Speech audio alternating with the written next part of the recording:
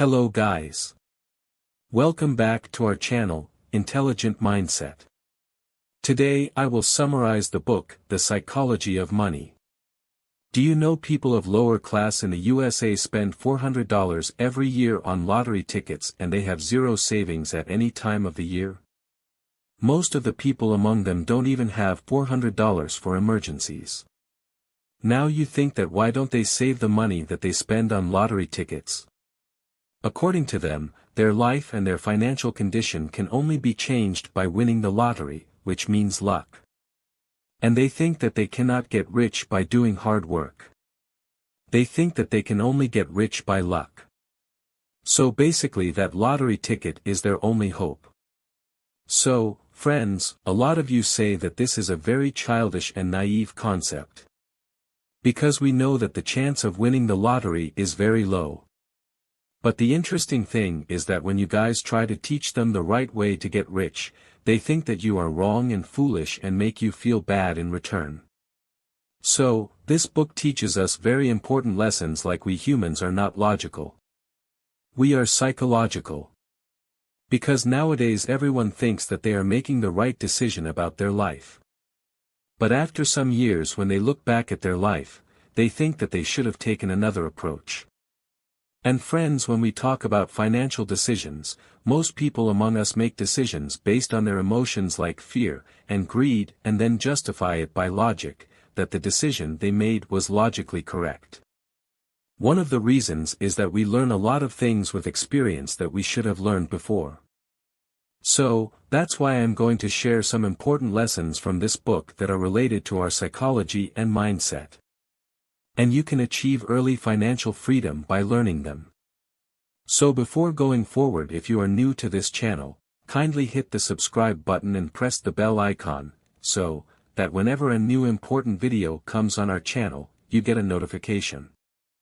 Lesson number 1, true health is what you don't see. There is one side in which we can see things such as supercars, big houses, and long vacations, but on the other side, we can't see the office stress of that person, his loans, and his regular home fights due to the stress. So, that's why, what we can see is not the complete picture.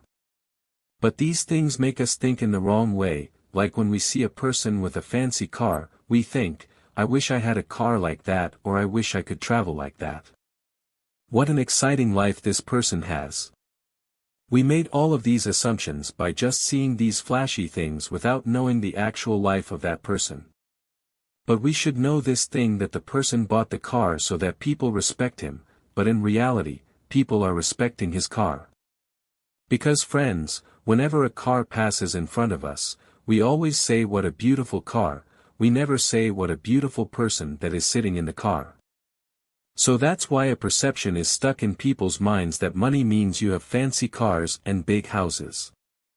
But in reality, actual wealth is when we can spend our time as we want. Because the most important thing we can buy with money is our own time. What's the point of being so rich and having everything, if you are always busy doing work in your office and not having time to enjoy your money? As the author Morgan Housel said, the fastest way to become poor is spending money to show people how much money you have. So that's whenever you see a supercar, you can't tell whether the owner of the car is rich or not. Lesson number 2, you pay a price for everything. Let's say you want to buy a car of $50,000. Now you have 3 options. 1. Pay $50,000. 2. If you don't want to spend that much, then buy a cheap car. 3. Steal someone's car. Now friends, 99% of people won't go with option 3. Because they know that for now, they will get the car, but there can be huge problems in the future. So, if a person steals a car, then we will say that he made a bad decision because we know that the outcomes can be bad. That's why 99% of people will go with another option, perhaps we buy a second-hand cheap car because we know nothing is for free. In the same way, when you want to grow your money and become rich, you have 2 options. 1. Invest your money such as index funds or direct stocks where you will get the biggest long-term benefit, but for this, you have to learn the investing. Learning is the price of investing, and you pay this price in the form of doubt, uncertainty, and time, and you will get a bright future in return. 2. You can submit your money in a safe place, where you will not get huge interest, but your money will be safe, such as bank fixed deposit or gold. By choosing this option you will get safety but not huge profits, and not getting huge profits is this option's price. You will pay the price by getting low profits. The truth is most people choose option 2.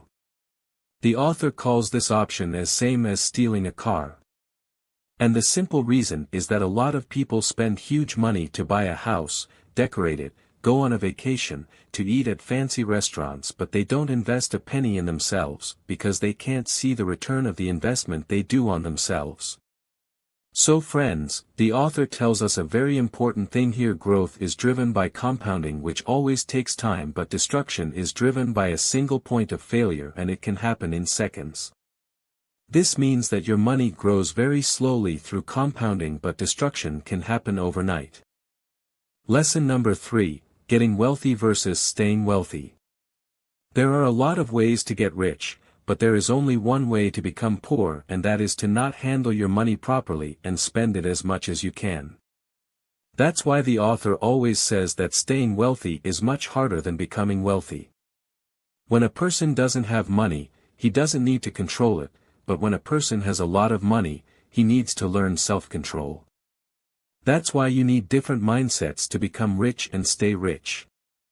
If you become rich by saving and small investing from a very young age, then the chances are that your same mindset will keep you rich. That's why more than 88% of millionaires of the world are self-made millionaires.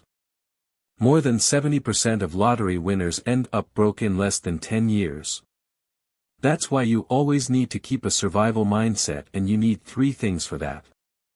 1. Aim to be financially unbreakable and make yourself so strong in financial education that market fluctuations don't bother you anymore. Be fearless, be prepared for every situation, and use market trends to your benefit. 2. A good plan leaves room for error. Whenever you invest, you need to always have a plan B for the situation when the investment doesn't go according to your expectations. That's why in the investing world we always create a portfolio of 10 to 15 companies and keep the emergency fund separate. 3. Be optimistic about the future but paranoid about your obstacles to success. This means you always need to think positively about your future and be aware of any bad things that may happen. The author gives us 2 examples here. 1. Ronald Read. This man was a watchman his whole life, but he had $8 million before he died. He makes all of this fortune through the habit of saving and investing. The second example is Richard Fuskin. He studied at the top college of the world, Harvard, and worked in the top company, Merrill Lynch, and got a good executive post, but he made a habit of spending a lot. That's why in 2008 he was declared bankrupt. So that's why if you can't manage $1,000 on your own, then you can't manage $1 million. So this teaches us that having no money is not the problem, the main problem is that we don't know how to manage money. Lesson number 4, Savings and Financial Freedom. There are 3 kinds of people in this world. 1. That doesn't save money. 2. Think that they can't save money. 3. Think that they don't need to save money. And I am sure you are not the third one because you are watching this video. Friends, we hear a lot about savings. Your parents had told you to save money. According to the author, you can get rich if your salary is small, but you can never get rich if you can't save. Lesson number 5, The Life Tips on the Money of Morgan Housel. 1. Take all of your financial decisions independently. 2. Live below your means. The worst thing you can do is to spend your future earnings today. 3. Seek pleasure from free or low-cost activities like exercise, podcasts, or reading. 4. Maintain 20% of cash as emergency funds. 5. The first rule of compounding is to never interrupt it unnecessarily because your actual wealth is built by long-term investing through compounding. 6. Every investor should pick a strategy that had the highest odds of successfully meeting their goals, and for most people, index funds are the best option. 7. The top 3 elements of financial success are high savings rate, patience, and long-term optimism because friends, most people dream that they want to live like millionaires and that they want to travel the world and buy luxury cars. But actually, they want to spend $1 million, which is exactly opposite to what they say. Because if you spend all of your million, then how can you be called a millionaire? So friends, that's it for today's video. If you like my video, please press the like button.